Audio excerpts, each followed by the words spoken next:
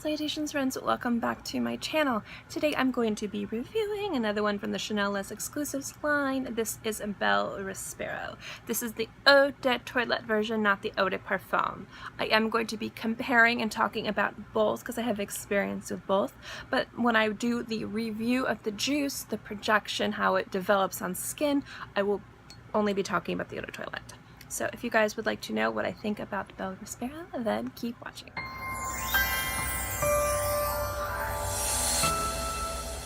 First, if you just want to know if I like the difference, if I like the Eau de Parfum less than the Eau de Toilette, if I like the Eau de Toilette more than Eau de Parfum, I know that's the same thing. Yes, I do prefer the Eau de Toilette over the Eau de Parfum. But I do think that with this particular fragrance, the Eau de Parfum does have some nice qualities to it. There are some fragrances in the Les Exclusifs lines where I don't have enough experience to tell you which one I like more. I'm still testing out them all. I have pretty much samples of most of them, and I have definitely sampled and worn all of them in Eau de Toilette formulation. There are ones like number 18 where I think that although I do prefer leaps and bounds the Eau de Toilette over the Eau de Parfum, I ended up purchasing the Eau de Parfum. And you know what? I went to the Chanel boutique to see if they had any more Eau de Toilettes, and they had number 18 as an Eau de Toilette, and I had just purchased number 18 Eau de Parfum, and I'm like, I can't have two big ones of these, I won't wear it. And I was like, disappointed, but whatever, that's me. But then there are ones like Sycamore where I absolutely, in every case, prefer the Eau de Toilette. I will pay double, triple the price for that if I have to, if I ever run out. I'm very sparing with that. And I'm looking for samples and splash bottles, you know, easier to find than the big bottles, so I can always have it. But I will probably, I have a sample of that. My sales associate gave me a sample of Sycamore to try on my skin to see if maybe it develops better on my skin. I know some people have talked about how it develops after a few hours. It smells identical to Sycamore, so we will see. But that's not what this video is about. This video is about Bel Respiro. So let's get into Bel Respiro. Some people think that Bel Respiro is kind of like an aquatic floral fragrance, and I, based purely on my skin, don't get any aquatic floral notes, but a lot of people do. So do understand, when I'm coming at you with this review, guys, I'm giving you guys my experience. This is a consumer review. It's based on how it develops on my skin. Do realize that with every fragrance, body chemistry is different. It's going to smell different. It's going to develop different, and it might last longer or less or project more or less. So do keep that in mind. But the notes in this are crushed leaves, rosemary, thyme, rose, lilac, green tea, aromatic grasses, myrrh, and leather.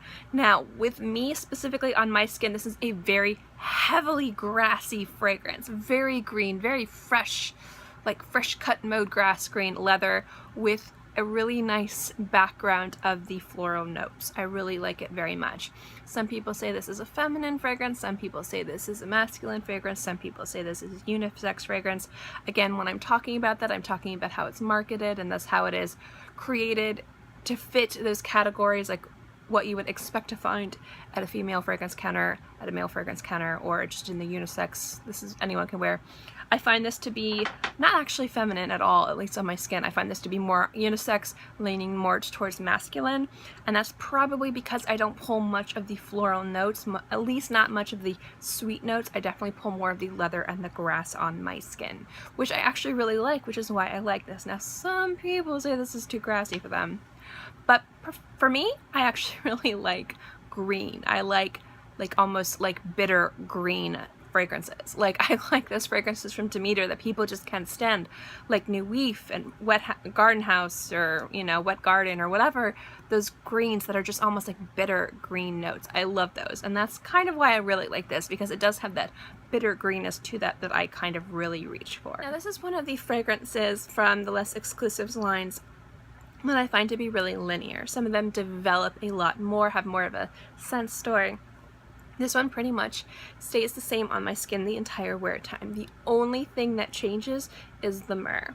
The longer I wear this, the more the myrrh kind of comes to the party.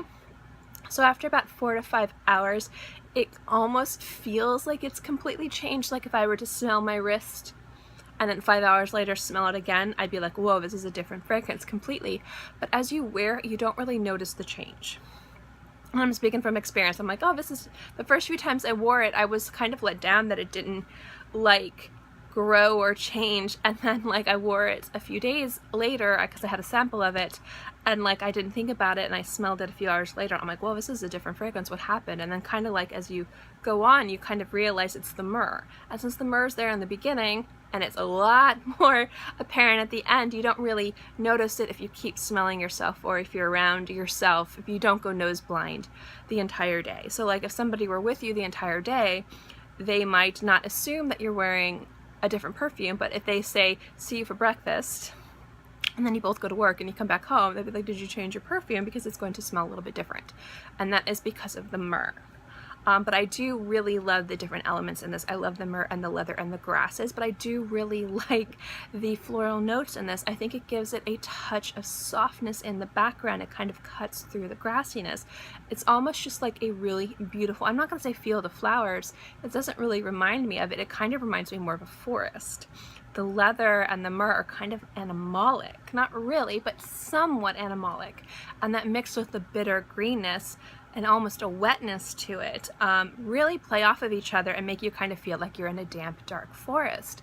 But the flowers are kind of like that clearing, you know, where the sun's shining and there's a few flowers growing, and just a freshness about it, which is really, really nice.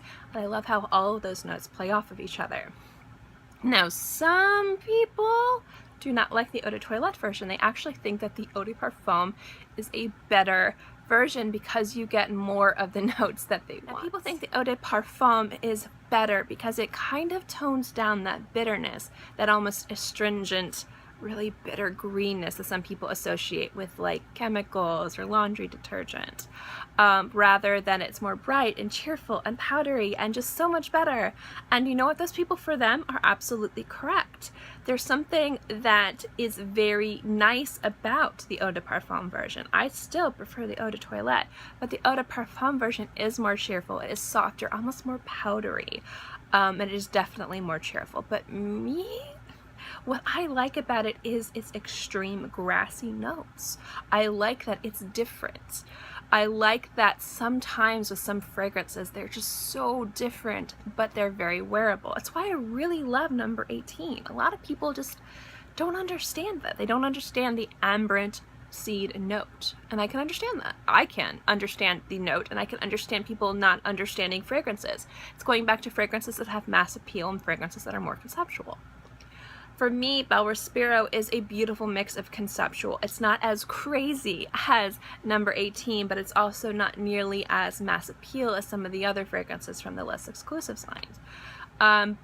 But the Eau de Toilette to me just has a magic to it. It kind of takes me to that dark, damp forest. And then the floral notes in it are kind of like, again, like that clearing, that sunshine with a little bit of flowers in it. It's a little bit bright, a little bit sparkling, just a tiny bit, but you never lose that animalic, like myrrh leather with the very bitter grass fragrance to it, or notes to it, which I really enjoy about Bel Respiro. It's what made me fall in love with Bel Respiro.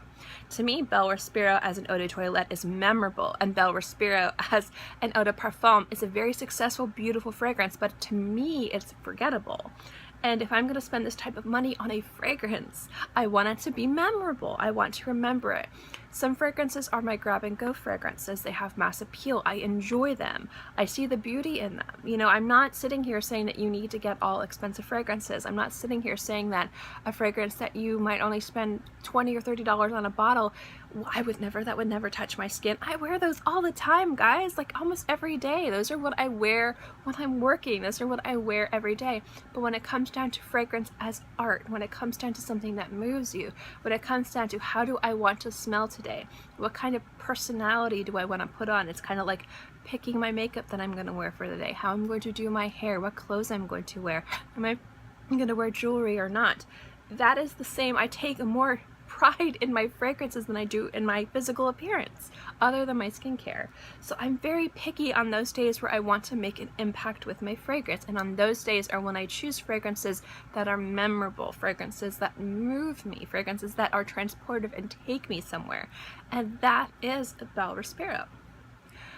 Bel Respiro Eau de Parfum would be a grab and go fragrance. I would never buy this big size. I wouldn't need to because I could keep getting it, but I would buy the smallest size, or the, you know, the 1/2 the size, and I would just spritz it on, not even think about it, and run out the door.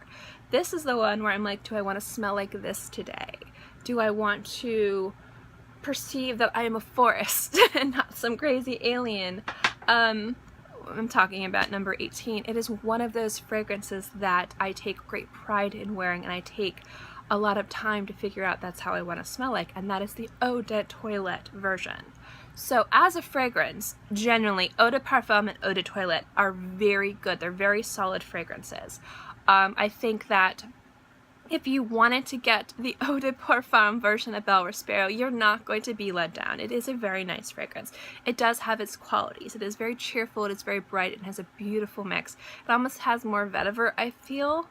I feel like there's more vetiver and that more lemon, but it is very powdery and it is very bright and more of a crisp, fresh green note, not like fresh cut grass, like bitter note.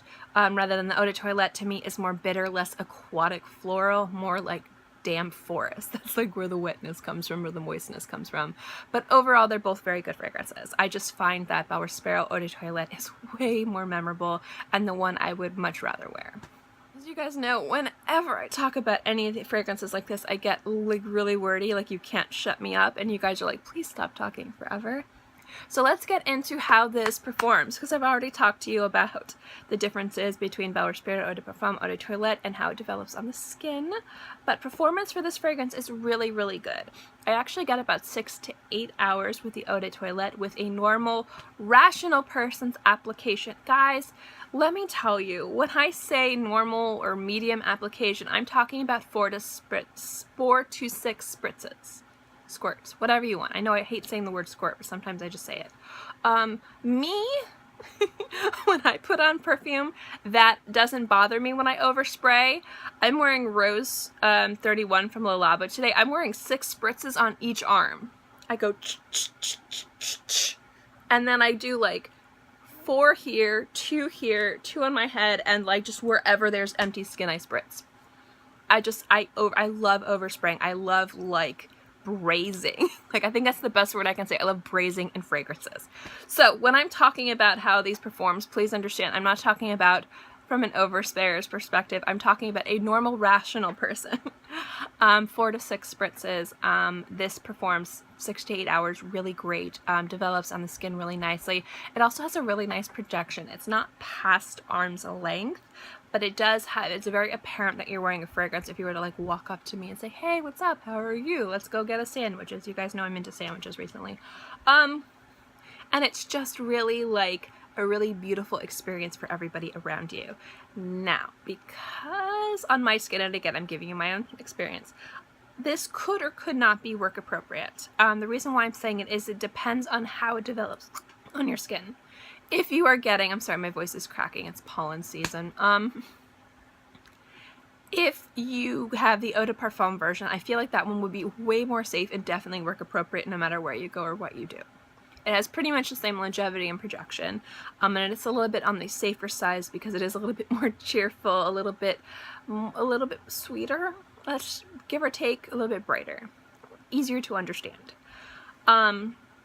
The Eau de Toilette version, at least on my skin, based on how it is on my skin, because of how bitter grass it is, and because the myrrh and the leather can kind of pull a little bit animalic, I would say maybe not work appropriate, but maybe if it doesn't pull as animalic or as bitter on your skin, yes. So I'm going to say I'm not going to recommend it, but I'm not going to not recommend this for work or school. I also think this is one of the fragrances that is not so sophisticated.